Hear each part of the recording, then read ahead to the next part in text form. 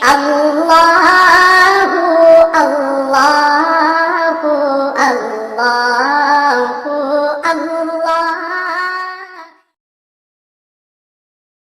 عائشة يتوضأ من أحد الآبار التاريخية في طيبة الطيبة. هذا المكان له تاريخ عريق في الإسلام. هذا مصلى العصبة.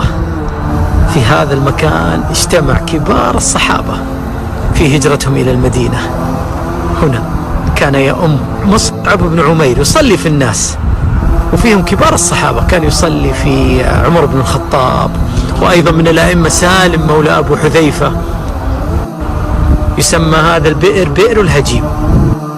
بالنسبة لي هذا من أجمل الأماكن التاريخية في المدينة، لأنه محافظ عليه تقريبا كما هو، وكأنه الزمان عاد بك إلى أجمل وأشرف حقبة، حقبة المصطفى عليه الصلاة والسلام.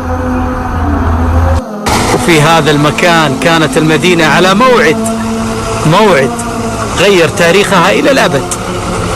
كانت يثرب فأصبحت المدينة. في هذا البستان التقى الأنصار مع خير البشر المصطفى عليه الصلاة والسلام حينما قدم مهاجرا من مكة برفقة الصديق أبو بكر. التقوا الأنصار في هذا المكان، وهنا بئر تاريخية تسمى بئر عذق. هذا الماء يجري من أكثر من 1500 عام. يا سبحان الله.